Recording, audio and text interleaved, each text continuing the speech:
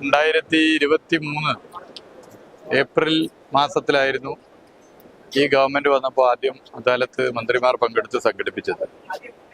1.5 വർഷത്തിന് ശേഷം ഇപ്പോൾ 2024 ഡിസംബർ മാസം അദാലത്ത് വളരെ കൃത്യമായി ചില മാനദണ്ഡങ്ങൾ നേരത്തെ തന്നെ ഓരോ പ്രശ്നങ്ങൾ പരിഗണിക്കുന്നത് ഏത്, പരിഗണനാ വിഷയം എന്തൊക്കെയെന്ന് നൽകിക്കൊണ്ട് ജനങ്ങൾ അപേക്ഷ നൽകുകയും അതിൻ്റെ ഭാഗമായിട്ടുള്ള അദാലത്ത് മലപ്പുറം ജില്ലയിൽ നിന്ന് ആരംഭിച്ചു. കോഴിക്കോട് ഉൾപ്പെടെ പല ജില്ലകളിലും അദാലത്ത് അവസാനിച്ചിട്ടുണ്ട്.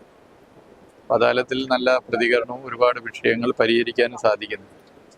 നേരത്തെ നൽകിയ പരാതികൾ പരിപൂർണമായി ഇപ്പോൾ അദാലത്തിൽ കേട്ട് കഴിഞ്ഞു. ഇനി പുതിയ പരാതിയാണ്. പുതിയ പരാതി നേരത്തെ മുൻഗണന പ്രകാരം പരിഗണന വിഷയങ്ങൾ വരാത്തതാണ്.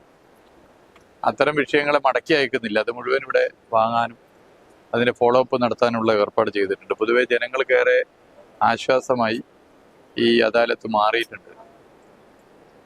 ഉദ്യോഗസ്ഥ തലത്തിൽ ഏതെങ്കിലും വിഷയത്തിൽ ഇടപെടേണ്ടതുണ്ടെങ്കിൽ തുടർ നടപടികളിൽ ഇടപെടാനുള്ള ശ്രമം ഇതിൻ്റെ ഭാഗമായി നടക്കും. ഞങ്ങൾ പരിഹരിക്കപ്പെടുന്ന വിഷയങ്ങളും പിന്നെ തുടർ നടപടികൾ വേണ്ട വിഷയങ്ങളിലും തീയതികൾ എഴുതിയിട്ടാണ്. ഇന്ന തീയതിക്കകം അതിൽ റിപ്പോർട്ട് നൽകാനോ അതിൽ നടപടി സ്വീകരിക്കാനോ ആവശ്യപ്പെടുന്നത് കൊണ്ട് തന്നെ ഒരു ടൈം ലൈൻ വെച്ചാണ് മുന്നോട്ട് പോകുന്നത്. ജനങ്ങൾക്കേറെ ഉപകാരപ്രദമായി മാറുകയാണ്. എന്തായാലും ഈ അദാലത്ത് ഒരു വലിയ നിലയിലേക്ക് ജനങ്ങൾക്കൊരു ആശ്വാസമായി മാറിയിരിക്കുകയാണ്. ഇതിൽ തുടക്കത്തിൽ തന്നെ ചില വിഷയങ്ങൾ പരിഹരിച്ചിട്ടുണ്ട്. ആ പരിഹരിച്ച വിഷയങ്ങൾ റേഷൻ കാർഡ് വിതരണം ഉൾപ്പെടെ ആദ്യം നടത്താനും സാധിച്ചിട്ടുണ്ട്. എന്തായാലും നല്ല വിജയമായി താലൂക്ക് അദാലത്ത് മാറിയിട്ടുണ്ട്. ഞങ്ങൾ 2 മന്ത്രിമാർക്ക് പുറമെ ശ്രീ അബ്ദുൽ വഹാബ് MP ഇതിനകത്ത് പങ്കെടുത്തിരുന്നു. PK ബഷീർ MLA ഇതിൽ പങ്കെടുത്തു. നിലമ്പൂർ മുനിസിപ്പാലിറ്റിയുടെ ഭാരവാഹികൾ അതുപോലെ മറ്റു ജനപ്രതിനിധികളും ഇതിനകത്ത് വന്നിട്ടുണ്ട്.